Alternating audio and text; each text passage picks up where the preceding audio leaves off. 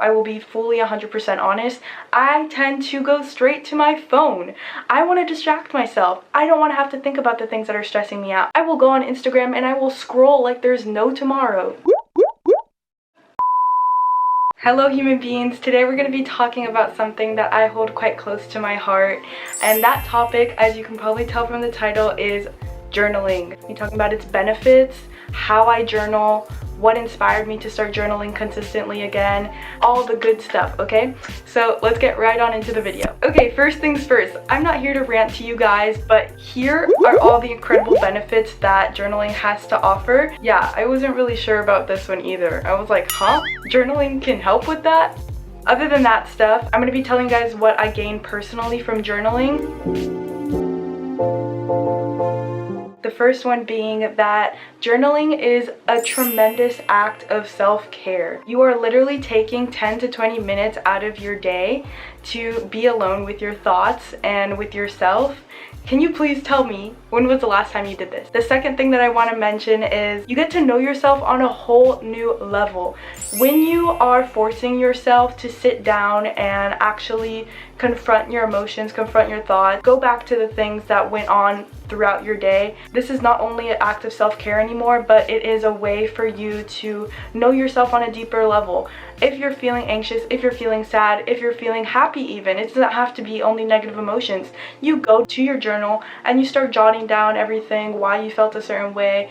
You can start to understand why certain emotions come up when they do. This is an incredible power that you can give to yourself. It literally costs $0, and this is something that is priceless. No one can take that away from you. No one can give it to you, so you have to give it to yourself. That being said, when you get to know yourself on a deeper level, you are able to connect with other people on a whole new level. And this connects right back to one of my favorite quotes by RuPaul. If you can't love yourself, how the hell you gonna love somebody else? If you can't love yourself, how in the hell you gonna love somebody else? The third thing that I really find beneficial about journaling is that you are being real and honest with yourself. When you have a tough day or when you're feeling stressed and worried and anxious, a lot of people nowadays, including myself, I will be fully 100% honest, I tend to go straight to my phone. I want to distract myself. I don't want to have to think about the things that are stressing me out. I will go on Instagram and I will scroll like there's no tomorrow. It's just what we do. Humans have a flight or fight response system, and when we are feeling anxious, it is like survival mode. We don't want to feel anxious. So what do? We distract ourselves with the easiest thing that we can grab near us. And what is that? Our phones. So yes, I 100% completely understand this method, and I am guilty of doing it myself. If you just open up your notebook and you start writing what you're feeling and you confront it head first, it is something that your future self will thank you so much for. Your mental clarity will go from literally 0 to 100%.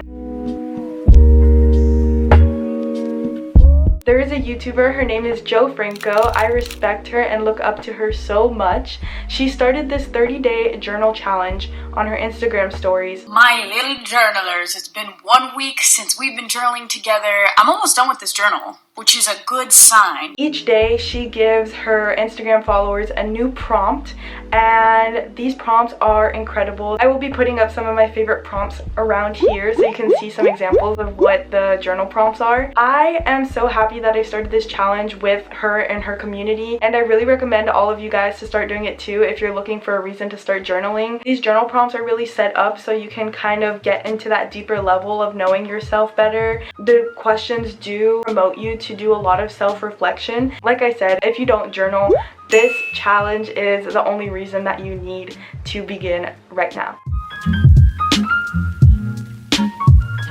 These are all my journals that I have collected over the past few years. I am so proud to say that I have collected all of these memories, and I now have them physically with me to remember my past and to remember all the mistakes and all of the successes that I've had, the good and the bad. They're all in these babies. I was reading some of my entries before I actually started filming for you guys. I was reading this one, for example. This one is from when I went to Bali last year, and wow, I could literally imagine being back on the islands that we visited. It was just an incredible feeling knowing that I can just look back at all of these journals and feel transported back into time.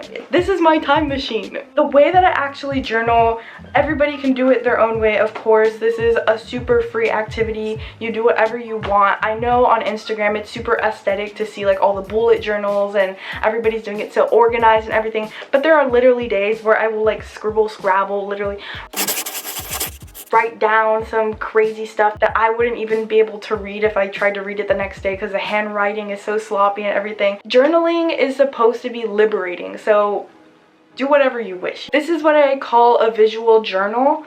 I will typically draw where I am. This day I was at a train station here in Paris and I was looking at the rails of where the trains were all coming in, and then I just wrote like a little journal entry of how I was feeling that day, how the atmosphere was making me feel. I also do just written journals as well. So this one that I started in March 2020, this one is more just written stuff. So at the end of every single month I will sit down and I will remind myself of the achievements that I did during that month, or the things that I discovered, new experiences that I had. I can read you some of my achievements from a month or whatever. Let's see what I can find. Alright, so this was my review and reflection from May 2019. So I did my second couch surfing adventure. I visited the southwest of France. I had gained 10 subscribers. I was so happy about that achievement because at this point I think I only had like 70 subscribers on YouTube, which I was so happy about. I wrote about the experience where I went on a Parisian rooftop for the first time. I did a march for climate change. My old friend from elementary school came to visit me in Paris. Wanted to write it in here because I really felt like I was reconnecting with my past.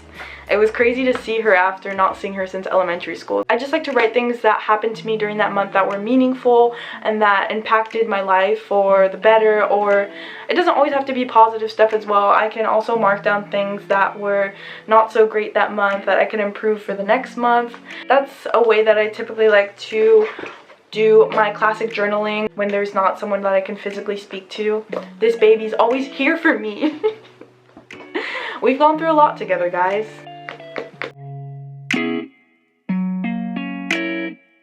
All you need is some kind of book that you can write in, a pen, and a little bit of motivation. And I hope I'm here to give you guys that. I bought this at a really cheap store for like €2, and I didn't know it was going to be a journal that was going to stick with me for 2 years straight, and it looked like pretty good quality when I bought it. Literally 5 weeks of owning this journal, it fell apart. I've tied it together back with strings, but this just proves to you that you don't need anything fancy to start your journaling. I just want to give Joe a big shout out and a big thank you for creating this challenge, because I don't know if she understands how impactful this has been, not only for me, but I've seen so many people also posting on Instagram how impactful it's been for them to be able to get down to that level of self-reflection and just being consistent with something. It is such a tremendous act of self-love to be able to take 20 minutes out of your day to be able to do something that's going to allow you to grow as a human being, and I honestly couldn't recommend it enough. If you guys enjoyed this video, do not forget to subscribe for more videos just like this one, and don't forget to give this video a big thumbs up if you are going to start journaling today. Leave me guys comments down below with your journaling journey, and I'm so excited to hear about it. Bye guys. Mwah.